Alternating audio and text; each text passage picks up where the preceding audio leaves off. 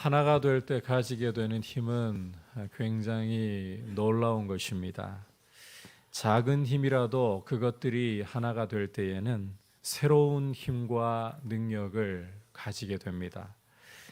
제가 자주 드리곤 하는 이야기 중에 하나인데, 남녀가 부부로 한 몸을 이루기 전에는 각각 남녀로 있을 뿐입니다. 그 자체로 특별한 힘이 있는 것은 아닙니다. 그러나 부부로 한 몸을 이루게 되는 순간부터 새로운 생명을 잉태할 수 있는 힘, 이 새로운 힘이 주어지게 되는 겁니다. 이처럼 하나가 된다는 것은 굉장히 중요하고 새로움을 가지는 일이다. 반면 큰 힘을 가지고 있더라도 하나가 되지 못하고 이 힘이 분열되어 버린다면 결국 산산이 흩어지고 먼지가 되어버리고 맙니다.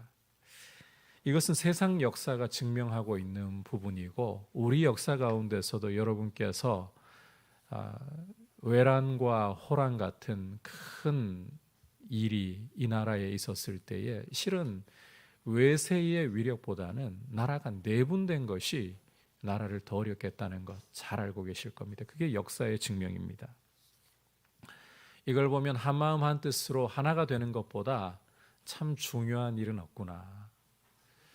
아무리 힘이 작아도 하나가 되면 달라져요. 교회도 마찬가지입니다. 교회가 복음 안에서 하나가 될 때 교회는 참 영광스러운 주님의 역사를 경험하고 또 그 역사를 드러내는 통로가 될 수 있습니다. 그래서 교회가 하나 되는 것을 정말 우리가 마음을 쏟아부어서 힘을 써서 이루어 가야 된다. 자, 그렇다면 어떻게 교회가 서로 하나 되게 하도록 힘써야 할 것인가? 그리고 이 하나됨을 이룰 때에 누리는 축복은 구체적으로 또 어떤 것이 있는가 오늘 말씀을 통해 함께 살펴보려고 합니다. 자, 먼저 하나를 이루도록 한번 따라 합시다. 약한 자의 약점을 담당해야 합니다. 우리가 서로 하나를 이루도록 약한 자의 약점을 담당을 해야 합니다. 단 원리가 있습니다. 선을 이루고 덕을 세우도록 약한 자의 약점을 담당하자. 자, 1절 다시 한번 함께 읽도록 하겠습니다. 시작. 믿음이 강한 우리는 마땅히 믿음이 약한 자의 약점을 담당하고 자기를 기쁘게 하지 아니할 것이라. 자, 이 말씀은 1차 수신자인 로마 교회를 염두에 두고 읽어야 하는 말씀입니다. 함께 읽은 말씀에서 믿음이 강한 우리라는 것은 복음의 자유를 누리고 마음껏 우상에게 바친 고기라도 먹을 수 있는 이방인 그리스도인들을 가리키고 있습니다. 바울은 이방인 그리스도인들에게 복음 안에서 원하는 대로 음식을 먹을 수 있는 자유를 누릴 수 있지만 그 자유를 자기 원하는 대로 다 누리려고만 해서는 안 된다. 아니, 오히려 마땅히 믿음이 약한 자의 약점을 담당해야 한다. 믿음이 약한 자의 약점을 담당해야 한다. 자기를 기쁘게 하지 말아야 한다. 이렇게 말씀을 하고 있습니다. 세상은 힘이 있으면 그 힘을 가지고 다른 사람들을 자기 발 아래에 두려고 힘을 휘두르게 됩니다. 하지만 하나님의 나라는 다릅니다. 하나님 나라는 우리가 지난 시간에도 보았지만 의와 평강과 희락의 질서를 가지고 있는 나라입니다. 따라서 세상이 가는 것처럼 힘의 논리를 따르지 않는다는 거예요. 결정적으로 그 하나님 나라의 왕이시며 누구보다 높고 강하신 우리 주님이 힘을 휘두르심으로써 우리를 얻으신 게 아니라는 사실입니다. 3절 말씀 함께 보도록 하겠습니다. 시작. 그리스도께서도 자기를 기쁘게 하지 아니하셨나니 기록된 바 주를 비방하는 자들의 비방이 내게 미쳤나이다 함과 같으니라. 우리 주님은 우리를 구원하시기 위해 자기를 비우셔서 종의 형체를 입으셨고 거기서도 멈추지 않고 자기를 낮추셔서 십자가에 죽기까지 하나님 아버지께 복종하셨습니다. 우리 주님이 자기를 기쁘게 하지 않으셨습니다. 우리 주님이 하나님 아버지의 뜻에 복종하시면서 힘의 논리를 따르지 않으셨습니다.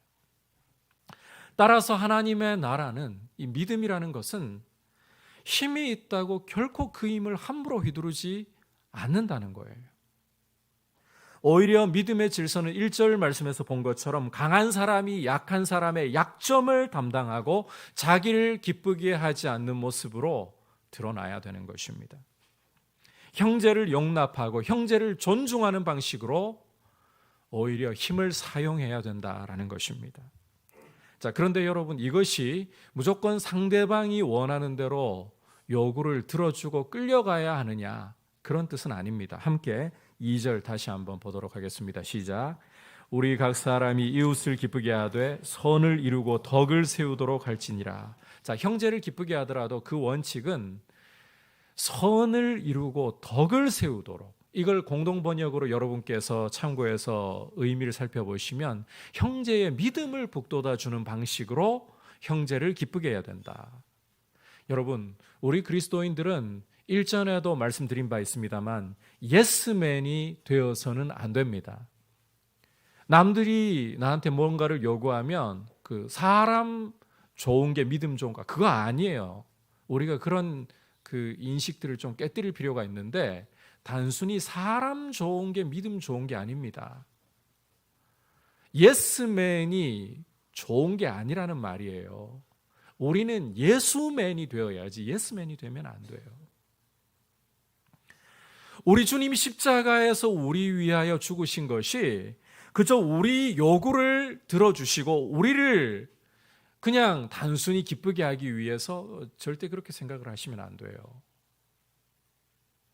우리를 구원하여서 우리 주님은 믿음 가운데 우리를 세우시려고,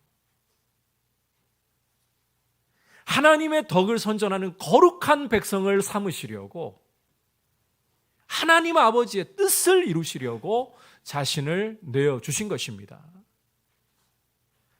선을 이루고 덕을 세우도록, 형제들의 믿음을 북돋아 주도록, 이것이 우리가 형제들의 약점을 담당하는 원리이고 자신을 기쁘게 하지 않고 형제를 기쁘게 하는 원리가 되어야 되는 거예요. 남의 부탁을 참 잘 들어주고 뭔가를 이야기하면 항상 예스라고 대답하는데 그 결과가 같이 믿음이 부패하고 죄악의 구덩이로 내려가는 것이라면 그것은 옳은 것이 아닙니다. 형제의 연약함을 우리가 담당을 하되 믿음을 북돋아 주도록, 이 사실을 꼭 기억하셔서 교회를 하나 되게 하는데 우리가 힘을 쏟아붓는, 힘을 잘 사용해서 하나님이 기뻐하시는 방법으로 이 힘을 사람을 세우고 믿음을 세우는 방식으로 우리가 잘 사용할 수 있기를 주님의 이름으로 축복합니다. 좀 실제적으로 이야기를 드리자면요, 여러분, 루터 같은 경우는 그런 이야기를 했어요. 종교개혁자인 루터는 우리 돈주머니가 불을 받아야 된다. 이 이야기를 드리는 것은 여러분께서 이제 직업 전선에서 돈을 버시고 난 후에 여러분 생활에 필요한 것, 또 저축해야 될 것, 미래를 대비하기 위해 저축해야 할 것, 이러한 부분들을 베이스로 생각하고 전제로 두고 가야 하는 이야기겠죠. 그런 가운데에서 우리가 살다 보면요, 낭비하지 않으면 또 우리에게 하나님께서 때때로 평상시에 쥐게 되는 것보다 더 수입을 주시는 경우들이 있어요. 그럴 때는 뭐 그런 것 가지고 이제 뭔가 또 안 하던 새로운 일을 하고 싶을 수도 있습니다만 그렇게 하셔도 돼요. 그런데 이 물질이 나한테 평상시와 다르게 더 주어지면서 어떤 형제가 내 눈에 밟히기 시작하고 그 형제의 고통이 마음에 오잖아요. 그때는 그 물질을 왜 주셨을까요? 그냥 나 좋은 거 다라고 주신 게 아니에요.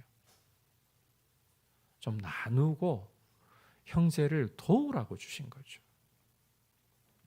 우리가 좀 실제적으로 이런 생각을 할 줄 알아야 되는 겁니다. 여러분, 우리가 주님 안에서 믿음이라는 게 그냥 추상적이고 교회가요 그냥 주일 이렇게 모였다가 헤어지는 게 교회가 아니에요. 서로를 돌아보고 서로를 믿음 안에서 서도록 북돋아 주기 위해서 이렇게 함께 모임으로써 주님의 은혜를 이 공동체의 예배를 통해 풍성히 경험하고 우리의 삶 속에서 서로 여러분 밖에 나가가지고 그 믿음으로 살아가는 사람들 요즘 자꾸 줄어가고 있습니다. 이 연말이 되면서 다른 교회 이야기들도 듣고 또 저희 교회 상황도 이렇게 돌아보지만 이번에 제가 상당히 좀 충격적인 이야기를 들었는데 죄송합니다. 이게 말씀 준비한 거에는 이런 이야기가 원래 없었는데 하다 보니까 좀 이런 이야기를 드려야 될 것 같아요. 이번에 총신 드디어 미달 사태가 났다고 합니다. 이제는 목회자를 찾는 것도 앞으로 점점 힘들어질 거예요. 물론 교회 수도 줄어갈 가능성이 굉장히 높습니다. 여러분들께 부정적인 이야기를 단순히 하려고 이 이야기하는 거 아닙니다. 주님의 교회는 음부의 권세가 결코 이기지 못하고 진정한 주님의 교회는 절대로 쇠하지 않습니다. 그러나 가시적인 교회, 이 땅의 교회는 앞으로 여러분 약해질 것 감수해야 됩니다. 각오해야 됩니다. 그런 시대가 와요.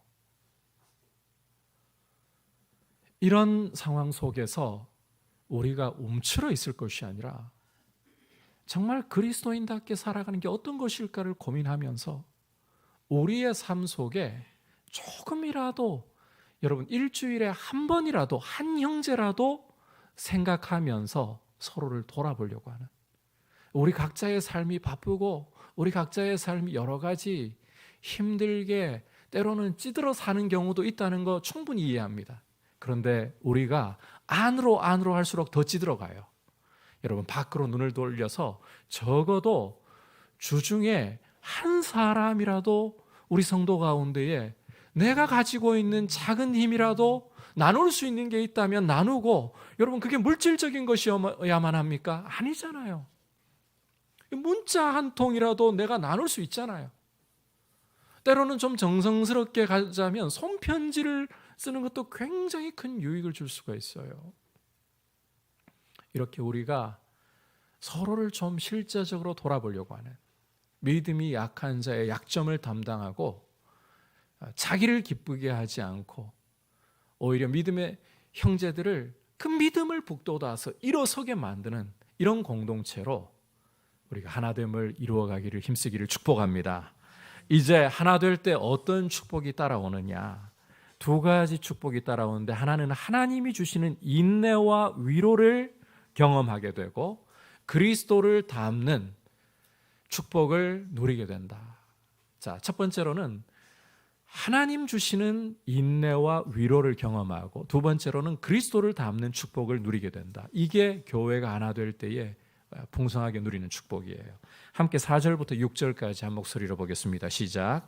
무엇이든지 전에 기록된 바는 우리의 교훈을 위하여 기록된 것이니 우리로 하여금 인내로 또는 성경의 위로로 소망을 가지게 함이니라. 이제 인내와 위로의 하나님이 너희로 그리스도 예수를 본받아 서로 뜻이 같게 하여 주사 한 마음과 한 입으로 하나님 곧 우리 주 예수 그리스도의 아버지께 영광을 돌리게 하려 하노라. 함께 읽은 말씀 4절에서 전에 기록된 바라는 것은 구약 성경의 기록을 가리킵니다. 구약 성경 말씀을 가리키고 있어요. 구약 성경을 주신 목적 중에 하나가 우리의 교훈을 위한 것이다. 좀 더 구체적으로는 이어서 설명하는 것처럼 성도가 인내하고 성경의 위로를 통해서 마침내 소망을 가지게 되는 것이다. 이렇게 설명을 하고 있어요. 구약 성경을 주신 목적 중에 하나가 우리의 교훈을 위한 것인데 인내하도록 하고 위로를 줌으로써 마침내 소망이 이루어지게 하는 것. 자, 바울이 이 말씀을 기록할 당시만 해도 성경하면 구약 성경이 전부였습니다. 오늘 우리가 가지고 있는 것처럼 신약 성경이 없을 때예요. 하지만 우리는 완성된 성경을 가지고 있기 때문에 이 말씀을 신구약 전체로 이해를 하는 것이 합당할 겁니다. 자, 하지만 우선은 이 말씀의 1차 수신자인 로마 교회를 염두에 두고 보자고 했었잖아요. 그러니까 바울의 말은 구약 성경을 통해서 로마 교회가 인내와 위로를 얻는 것이 성경을 주신 굉장히, 또 사도 바울이 오늘 성경 말씀을 언급하는 굉장히 중요한 목적이라는 거예요. 더욱이 그 말씀을 주신 하나님이 인내와 위로를 주시는 분이라고 언급을 하면서 바울은 로마 교회가 예수님 본받게 되기를 간구를 하고 있습니다. 그 말인즉슨 하나님이 주시는 이 인내와 위로의 통로가 성경이다. 하나님이 주시는 인내와 위로의 통로는 성경이다. 그리고 하나님이 인내와 위로를 주시는 결과는 예수님을 본받는 것이다. 이 말이 되는 것입니다. 여러분 기억하십시오. 성경을 통해서 하나님이 인내와 위로를 주시고, 따라서 우리가 성경 말씀에 우리의 마음을 쏟고 귀를 기울일 때에 우리는 인내를 얻기 시작하고 위로를 알게 되기 시작한다는 거예요. 그리고 마침내 예수 그리스도를 더 풍성히 닮아가게 되는 거예요. 그러니까 이 성경을 가까이 함이 없이 여러분이 하나님의 인내를 어디서 발견하고 위로를 어디서 발견하고 그리스도를 닮아가는 과정이 어떻게 이루어질 수 있겠느냐. 여러분 이 성경 통독의 기간에 성경을 여러분 부지런히 좀 읽으셨으면 좋겠어요. 그걸 계기로 몰아가지고 2달 동안에 읽고 끝 이게 아니고 1년 동안 끝 내 할 일 다 했어가 아니고 계속해서 또 말씀을 읽어나가고자 하는 이런 불이 우리 속에 좀 붙었으면 좋겠습니다. 기억하십시오. 성경을 통해 하나님은 인내와 위로를 우리에게 주시고 그리스도를 본받게 하신다. 그리고 예수님 닮게 하신다. 예수님 닮게 하신다. 이 예수님 닮는 것에 대해서는 5절, 6절에서 그 모습을 좀 더 구체적으로 보여주는데, 이것은 로마 교회 성도들이 서로 뜻이 같게 해주셔서 한 마음과 한 입으로 하나님 아버지께 영광 돌리게 되는 것. 결국 예수님 본받는 것은 교회가 하나 되는 모습으로 열매를 맺는다는 거예요. 이해하시겠죠? 이 정리를 해보면 교회의 하나됨이라는 것은 그 가운데 이런 축복을 담고 있다는 거예요. 하나님이 성경을 통해 주시는 인내와 위로를 경험하고 예수님을 본받는 것이라는 이런 축복을 담고 있다는 거예요. 여러분 축복 그러니까 돈 많이 벌고 우리 피부에 딱 와닿는 게 실제 요즘 세상에서는 돈 많이 버는 거, 경기가 참 어려우니까요 돈 많이 버는 거, 입시철이 되었고 이제 수능이 오는 목요일에 있으니까 우리 자식, 내가 비록 돈 많이 벌고 잘 편하게 살지는 못했어도 내 자녀 좋은 대학 가가지고 좀 출세하는 걸 보는 것, 뭐 이런 거 저런 거 없어도 내 몸 건강하게 이 100세 시대에 고통받지 않고 병상에 드러눕지 않고 살다가 가는 것, 뭐 이런 것들을 우리가 떠올릴 수 있을 것 같습니다. 그런데 교회가 여러분 정말 누릴 수 있는 축복 중에 하나가 이 하나됨을 통해서 하나님의 인내와 위로를 경험하고 그리스도를 본받는 것이다. 이게 진짜 축복이라는 사실을 여러분 잊어서는 안 됩니다. 따라서 우리가 어떻게 하든지 간에 거룩함으로 하나가 되려고 하는 그런 몸부림을 교회가 쳐야 되는 거예요. 진리를 훼손하는 문제가 아니라면 우리가 서로에게 먼저 자기를 부인하면서 양보할 줄 아는 모습으로 교회를 하나 되게 하자. 제가 신대원 다닐 적에 채플 시간에 오셔서 한 목사님이 말씀을 전하셨는데 그 말씀이 아직도 제 마음속에 생생하게 남아 있습니다. 말씀 중간에 이런 이야기를 하시더라고요. 목회를 하시면서 진리의 문제가 아니라면 목사님 당신 뜻대로 한 번도 고집을 세워보시고 당신 뜻대로 하려고 하신 적이 없었답니다. 그런데 참 놀랍게도 목사님 당신 뜻대로 안 된 적이 또 없더래요. 이게 무슨 말인가 하면 자기를 부인하고 진리 아닌 문제에서는 고집 세우지 않고 양보하는데 하나님이 세워주시더라는 거예요. 여러분, 진리를 지키고 말씀대로 순종하기 위해서는 우리가 목숨을 걸어야 합니다. 진리 아닌 것에는 목숨 걸지 말아야 돼요. 교회의 문제는 사실상 진리에는 목숨을 걸지 않은 채 진리 아닌 것에다가 목숨을 걸고 절대로 양보를 하지 않으려고 하는 데서 나오는 것입니다. 거기에서 교회가 분열되고 깨어지는 일이 발생하는 것입니다. 여러분, 진리를 훼손하는 일도 아닌데 서로 고집 세우면서 양보하지 않고 내 뜻대로 가야 돼. 이 교회의 재앙이에요. 교회 숫자가 적거나 헌금이 부족하거나 힘이 없어서 교회의 재앙 아닙니다. 절대로 그렇지 않습니다. 지금 총신신대원 미달 사태가 났다고 그게 우리 한국교회의 재앙? 저는 그렇게 생각하지 않습니다. 교회가 진리 아닌 것에 목숨 걸고 서로 다투는 것이 재앙이에요. 반면 눈에 보이는 힘이 부족해도 예수님을 닮아가려고 하고 자기를 주장하기보다 오히려 서로를 믿음으로 북돋아 주면서 세우려고 하는 것, 이게 교회의 축복이에요. 성경을 통해 하나님의 인내와 위로를 알게 되고 그리스도를 본받아가는 게 진짜 축복이라는 거예요. 여러분, 요한계시록에서 우리 주님의 칭찬을 받았던 두 교회, 소아시아 7교회 가운데 우리 주님의 칭찬을 받았던 두 교회, 서머나 교회나 빌라델비아 교회를 보십시오. 이 교회들은 4대 교회처럼 눈에 띄게 규모가 큰 것도 아니고 돈이 많았던 것도 아니고 사람 숫자가 넘쳐났던 것도 아니고 오히려 큰 고통 속에, 박해 속에 위협을 받고 있었습니다. 숫자도 적어요. 가지고 있는 능력도 적어요. 그런데 왜 이런 작은 교회들, 볼품없어 보이는 교회들을 오히려 주님이 칭찬하시느냐? 그들이 인내하면서 주님의 말씀을 지키려고 했기 때문이에요. 너희가 작은 능력을 가지고도 내 말을 지키려고 힘을 썼구나. 내가 그거 안다. 이제는 내가 너희를 지켜줄게. 너희를 내 성전의 기둥이 되게 해줄게.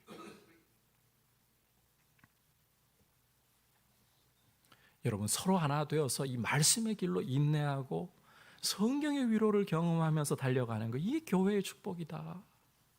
이게 교회의 진정한 능력이다. 이걸 생각하셔야 돼요. 코로나 거치면서 교회가 진짜 어려운 시기를 이제는 경험하고 있습니다. 여러분, 저는 이건 그냥 저의 예측입니다. 앞으로 정확하게는 이게 더 가속화될 수도 있습니다. 20년 후를 생각할 때 굉장히 위기감이 느껴집니다.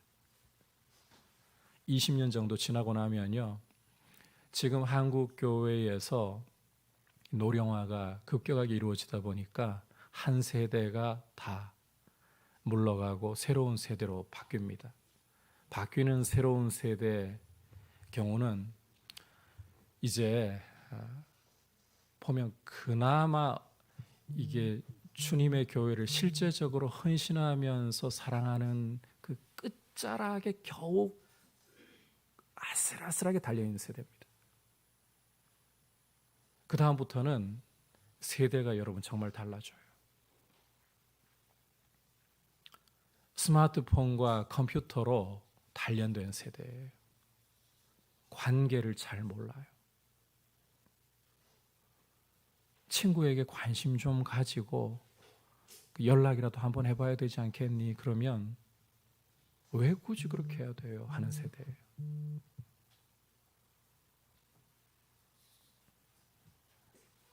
여러분, 이런 세대가 우리 한국교회의 허리를 차지하게 된다. 저는 아찔합니다, 솔직히. 그래서 사실 우리 목사님들께도 그런 이야기를 사석에서 한 번씩 했었어요. 우리 선배 목사님들 우리 보고 참 안 됐다라고 하는데, 목회하면서 그래도 우리는 복을 누리고 있는 세대인 것 같다. 여러분들이 진짜 참 이 목회 현장에서 만만찮은 상황을 직면할 것 같다. 그런데 여러분, 이런 상황이 오늘 여러분들 이게 암울한 생각하시라고 이런 이야기를 하는 게 아닙니다. 이런 암울한 상황이 도래해도요, 세상이 아무리 교회를 부정적으로 바라보고 교회를 욕해도요, 그런 것 때문에 교회가 정말 무너지는 게 아닙니다. 돈과 숫자가 부족해서 교회가 진정한 위기를 맞는 거 아닙니다. 오히려 교회가 교회답지 못한 것, 이런 시대가 와도요, 저는 분명하게 선언할 수 있습니다. 교회가 교회다움을 이루기 시작한다면, 교회가 진리 안에서 하나가 되고 진리의 문제가 아닌 것에서는 서로 양보하고 서로를 받아줄 줄 아는 모습으로 교회가 주님을 닮아가고자 한다면, 주님의 인내와 위로 가운데 서 있다면, 아무리 어려운 시대가 와도 하나님은 동일하게 역사하고 계십니다. 하나님은 동일하게 살아계십니다. 교회를 다시 일으키시고 그 가운데서도 주님의 빛을 발하도록 교회를 사용하실 줄 믿습니다. 여러분, 우리가 그 거룩한 긍정을 가지고 있어야 돼요. 하나님께 능치 못함이 어디 있습니까? 문제는 하나님 백성된 우리에게 있는 것이에요. 다니엘의 세 친구들을 보시면 풀무불에 던져질 위기 속에서도 몸을 바쳐서 하나님을 의지할 때에 어떤 역사가 나타났습니까? 여러분, 이 느부갓네살이라는 바벨론 왕은 성격 불같이 급한 사람이었고, 강단에서 참 쓰기는 그렇지만 이 표현이 딱 맞는 성격, 지랄 맞아요. 성격이 어느 정도인가 하면, 너희를 내 손에서 건져낼 신이 어디 있겠느냐, 말이 되는 소리를 해야죠. 그런데 다니엘의 세 친구가 몸을 바쳐서 하나님을 의지하고 우상에게 절하지 않으려고 할 때, 풀무불 속에 던져져도 그들은 머리털 하나 그을르지 않고 옷에 불탄 냄새조차 없고, 오히려 거기에 하나님의 아들과 같은 이가 함께했다. 신약으로 이야기하면 예수님이 그 자리에 오셨다는 거예요.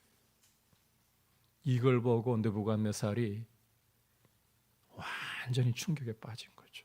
무장해제가 다 되어버렸어요. 내 손에서 건져낼 수 있는, 능히 건져낼 수 있는 신이 어디 있겠느냐 하던 사람이 그 입에서 이처럼 구원할 수 있는 신은 달리 없다.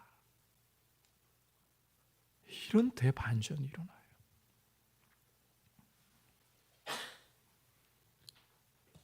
사드락과 메삭과 아벳느고의 하나님을 함부로 말하는 자는 가만두지 않겠다. 이런 반전이 일어나는 거예요. 여러분, 이것은 세상이 바뀌어서가 아닙니다. 하나님의 백성, 여러분, 사드락 메삭 아벳느고 그리고 이 벨드사살이라고 불렸던 다니엘이 처한 형편을 보십시오. 나라가 바벨론에 패망해가지고 포로로 끌려가 있는, 왕궁에서 자기 이름도 못 쓰고 다니엘이라는 이름도 제대로 못 쓰고 아사랴라, 미사엘이라 이런 이름도 제대로 못 쓰고, 사드락 메삭 아벳느고 바벨론 신들의 이름을 쓰고, 말도 우리 일제처럼 바벨론 말 다 배워야 되고, 게다가 그 충격이 끝이 아니에요. 고대 세계관으로는 패배한 신을 섬기는 초라한 자들. 그런 세상 속에서, 그런 제국의 위압감 속에서 여러분, 하나님의 능력이 쇠하였습니까? 소수라도, 다른 세 사람이라도 하나님께 몸 바쳐 자신을 드릴 때에 하나님이 하나님 되심을 증명하시잖아요. 그게 교회의 영광 아닙니까? 문제는 우리에게 있는 거예요. 진정한 축복을 무엇으로 생각하는가? 세상과 같이 흘러가면 안 돼요. 교회는 진리의 문제가 아니라면 자기를 부인하고서 서로 양보하면서 하나 되는 모습 세워가는 것, 진리에는 목숨 거는 것, 이 교회의 영광인 거죠. 이 교회의 축복인 거죠. 크신 하나님 앞에서 여러분, 세상의 흐름을 두려워하기보다 믿음으로 서기를 우리가 소망하고 교회의 하나됨을 위해 달려갈 수 있기를 축복합니다. 이제 마지막으로 교회가 어떤 위상을 가지고 있느냐 한번 따라 합시다. 교회는 세상을 통일하시려는 하나님 역사의 결정체입니다. 교회라는 것은요, 온 세상을 그리스도 안에서 통일하시려는 하나님 역사의 결정체입니다. 그게 교회입니다. 그게 교회예요. 교회를 참 영광스럽게 보셔야 돼요. 우리 함께 8절 9절 한 목소리로 보겠습니다. 시작. 내가 말하노니 그리스도께서 하나님의 진실하심을 위하여 이는 조상들에게 주신 약속들을 견고하게 하시고 이방인들도 그 긍휼하심으로 말미암아 하나님께 영광을 돌리게 하려 하심이라. 기록된 바 그러므로 내가 열방 중에서 주께 감사하고 주의 이름을 찬송하리로다 함과 같으니라. 자, 이 말씀 속에서 바울은 온 세상을 향하신 하나님의 계획을 잘 드러내고 있습니다. 하나님이 세상에 대해서 가지고 계신 계획은 이 말씀에서 보듯이 온 세상이 하나가 되어서 하나님을 찬송하는 데 있다. 온 세상이 통일되어서 그리스도 안에서 통일되어서 하나님 찬송하는 것이다. 자, 이어지는 10절부터 13절까지는 이 바울이 인용한 말씀 전체가 보면 구약 전체가, 이 인용한 구약 전체가 이걸 미리 예언한 구절들입니다. 여러분 귀를 기울이고 한번 들어보십시오. 또 이르되 열방들아 주의 백성과 함께 즐거워하라 하였으며 또 모든 열방들아 주를 찬양하며 모든 백성들아 그를 찬송하라 하였으며 또 이사야가 이르되 이새의 뿌리 곧 열방을 다스리기 위하여 일어나시는 이가 있으리니 열방이 그에게 소망을 두리라 하였느니라. 소망의 하나님이 모든 기쁨과 평강을 믿음 안에서 너희에게 충만하게 하사 성령의 능력으로 소망이 넘치게 하시기를 원하노라. 여러분, 이 바울이 인용한 이 구약 말씀 전체가 보여주는 게 이스라엘만이 아니라 열방이, 온 세상이 주의 백성과 하나가 되어서 함께 하나님을 찬송하는 것이다. 온 세상이 그리스도를 머리로 통일이 되어서 하나 되어서 하나님을 찬송하는 것, 이게 하나님이 온 세상을 향한 계획이고 경영이시라는 거예요. 이 일을 이루실 수 있는 유일한 소망, 유일한 구원의 길이 바로 이새의 뿌리에서 나오시는 예수 그리스도이신 겁니다. 그리스도께서 십자가라는 제단에서 자기의 몸을 하나님의 어린 양으로서 드리심으로써 세상의 모든 죄와 허물을 해결하셨습니다. 그 피로써 세상의 죄를 씻으셨습니다. 그리고 이 예수 그리스도 안에서 이제 이방인과 유대인의 차별이 무너지고 함께 하나님을 아버지라 부르면서 하나님 아버지께 나아갈 수 있는, 찬송할 수 있는 길이 열렸습니다. 다시 여러분께서 8절과 9절로 좀 돌아가 보시면 이 소망, 이 축복을 이루시려고 예수 그리스도께서 할례의 추종자 유대인으로 나셨다. 왜냐하면 이 구원이라는 게요, 그 예수 그리스도 안에서 유대인들과 이방인이 하나 되어서 하나님께 나아가는 이 구원이라는 게 원래 유대인에게서부터 나와야 되기 때문에, 그게 약속이기 때문에, 그런데 이 약속에는 이방인을 긍휼히 여기시려는 하나님의 계획이 원래 담겨 있는 거예요. 그리고 이 일을 그리스도를 통해 이루셨다. 예수 그리스도는 온 세상이 교회라는 공동체로 하나가 되게 만드시는 유일한 길이십니다.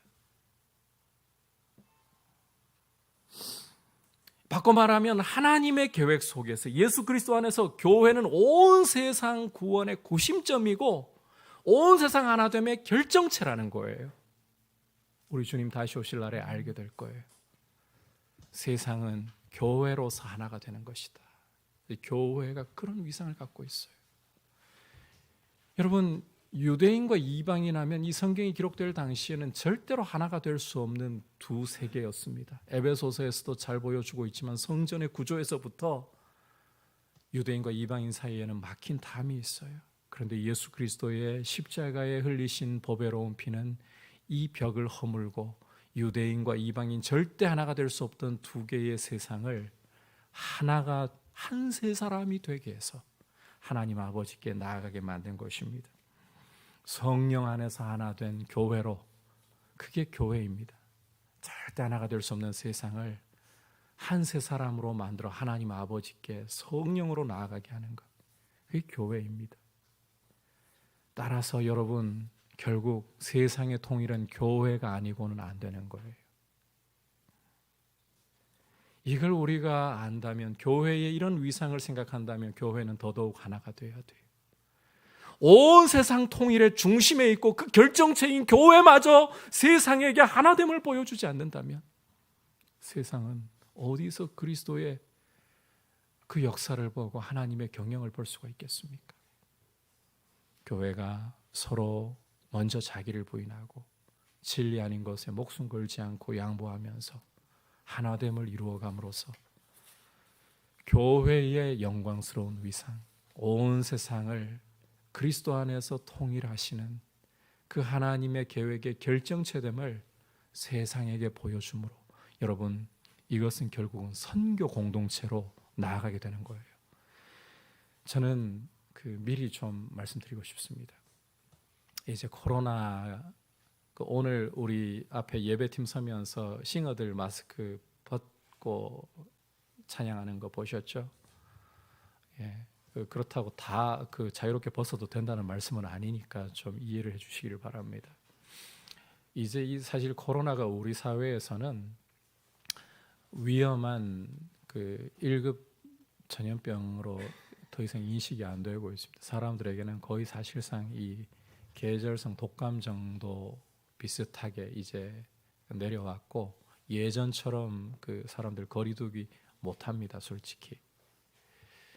그런 상황 속에서 이제 교회가 좀 기지개를 켜고 일어나야 돼요. 저는 미리 좀 말씀드리고 싶은데, 여러분 마음속에 이 전도의 양상이 이전과는 달라졌어요. 시대를 우리가 좀 분별할 필요가 있는데, 적어도 1년 동안에 한 영혼은 주님 앞에 좀 인도할 수 있도록 노력하자. 여러분 마음에 내가 생명을 얻었으면 나를 통해 그리스도의 생명이 좀 일어나야 안 되겠습니까? 결과는 주님께 맡기는 것이고요. 한 영혼을 위해서 여러분, 이 교회는 결국 선교의 공동체로 가는 거예요. 열방이 주님 앞에 돌아와 하나님 백성과 함께 하나님을 찬송하게 만든 이게 선교 아닙니까? 전도와 선교예요. 여러분 마음에 한 영혼을 품고 좀 공을 들이셨으면 좋겠어요. 저는 일부러 그래서 한 번씩 목사라는 거 티 안 내고 절대 안 밝히고 그러다가 들통나는 경우도 있긴 있지만 단골을 만들기도 해요. 틈을 보고 노리다가 좀 선물 주면서 마음을 얻으려고 그렇게. 여러분 한 해 동안에, 그리고 내년에는 우리 봄 소풍, 가을 소풍 있었던 거 기억나시죠? 그것도 다시 좀 부활하려고 합니다. 그럴 때 좀 문턱 없이 교회로 올 수 있는 기회가 되잖아요. 이러한 부분들 여러분 생각하시면서 교회는 이 세상 통일의 중심에서 선교의 공동체로, 결국은 예배의 공동체, 최종은 하나님을 찬송하는 예배의 공동체, 이 영광이 이루어지는 모습이 되어야 되는 거예요. 그러려면 하나 되어야 한다. 오늘 여러분 교회의 하나됨이 어떻게 이루어져야 할까? 그리고 그 축복이 무엇일까? 오늘 그리고 마지막으로 교회의 위상에 대해서 보았습니다. 우리가 교회를 하나로 세우기 위해 믿음이 강한 사람은 연약한 자의 약점을 담당하자. 자기를 기쁘게 하지 말자. 단 선을 이루고 덕을 세우는 방식으로, 형제들의 믿음을 북돋는 방식으로. 두 번째로 하나됨이 가져오는 축복, 인내와 위로를 알고 예수님 본받는 것이에요. 이게 진짜 축복이다. 그리고 마지막으로 교회는 온 세상을 하나로 통일하시려는 하나님 계획의 결정체, 세상에게 그 하나됨을 계속해서 이루어가도록 초청하는 선교의 공동체, 마침내는 예배의 공동체다. 이걸 기억하면서 우리가 하나됨을 소중히 여기고 어찌하든지 교회의 하나됨을 위해, 거룩한 하나됨을 위해 힘쓸 수 있기를 주님의 이름으로 축복합니다. 함께 말씀 생각하면서 450